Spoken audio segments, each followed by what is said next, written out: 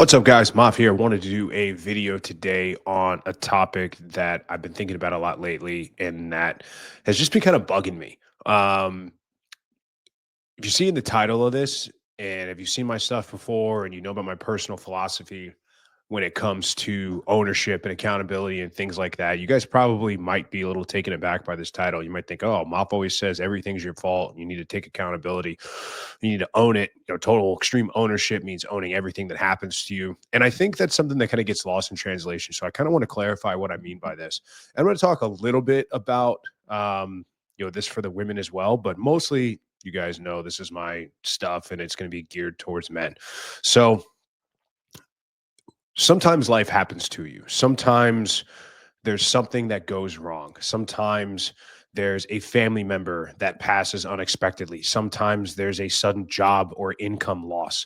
Sometimes there's a divorce that comes out of nowhere. Sometimes there's hardship. Sometimes, maybe from the beginning, you're still dealing with long-standing issues like your mom wasn't around or your dad wasn't around, or just things that you didn't sign up for, and negative things happen to you through no fault of your own, or you just didn't see the signs and you did everything you could and things still didn't work out.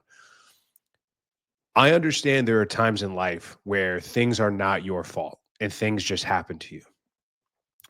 But the difference is the guys that will succeed and the people that become well adjusted and the people that go on to live happy, healthy, successful lives in the best way they possibly can are the people that do not let those issues or those things that happen to them define them. And they find a way to take ownership and accountability for the way that they go forward after the fact.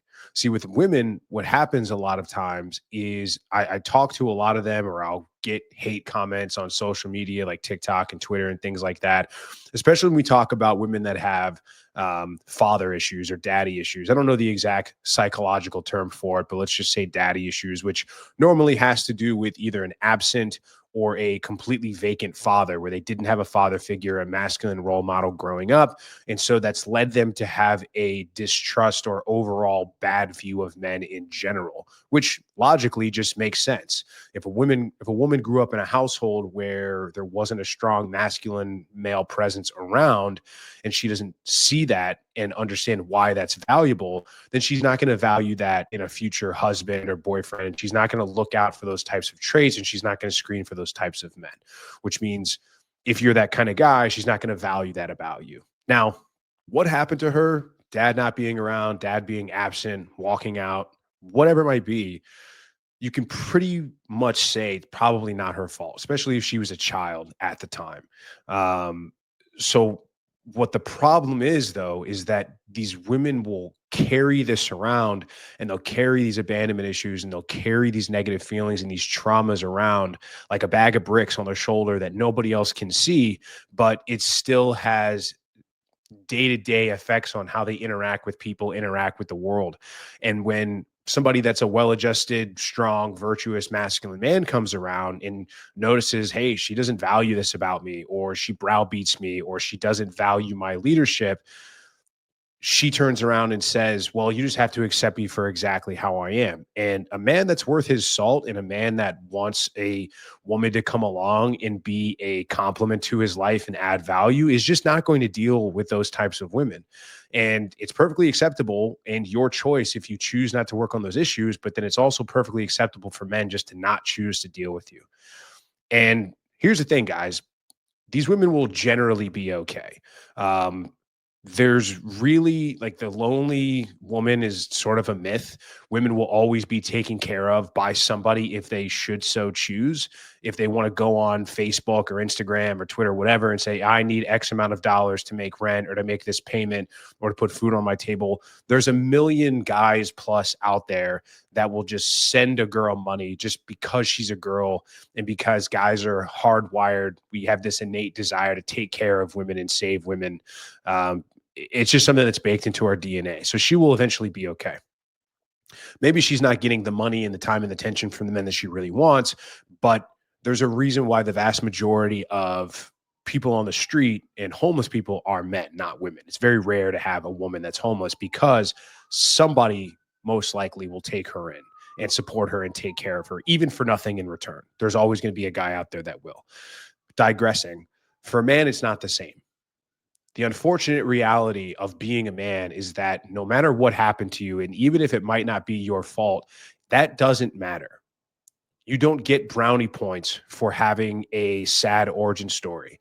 The only thing that matters is that you pick yourself up by your bootstraps and you get to work and you transcend whatever issues or baggage or whatever bad shit happened to you. Usually for guys in this space and circles, it's divorce or breakup, and that can stay with you.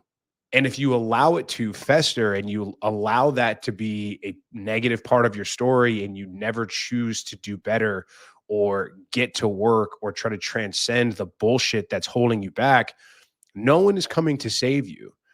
There's nobody that's going to say, oh, this guy's had a really hard time. He's had a really hard life. I'm going to take him in as a charity case, like some lost puppy, and I'm going to nurse him back to health, get him back on his feet. And it's just not going to happen.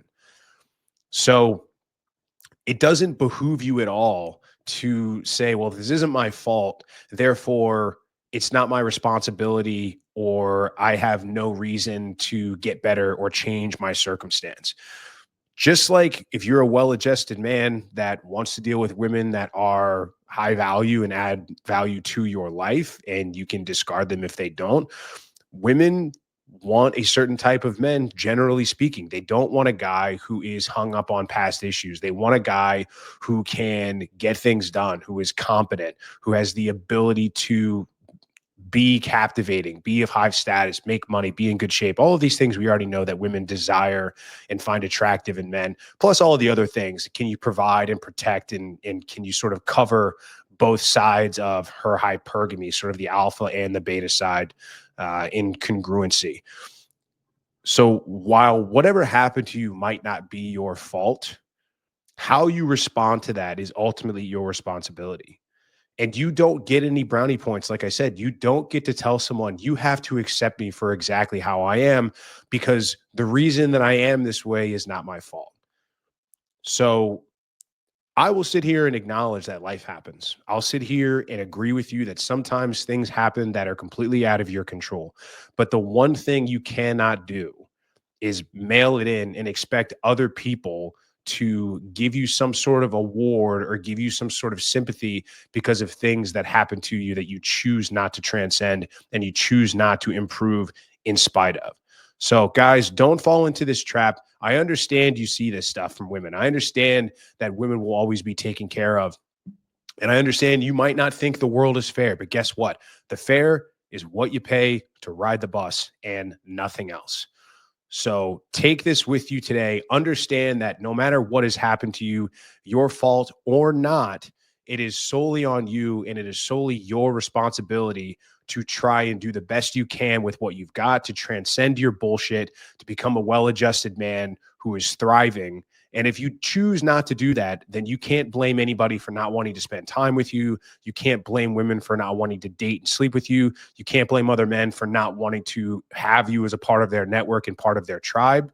Because if you're unwilling to do the work on yourself, for yourself, then nobody else is going to take you seriously otherwise. So I'm going to leave you guys with that today. Even if it's not your fault, it is your responsibility to move forward. And I hope you choose to do that.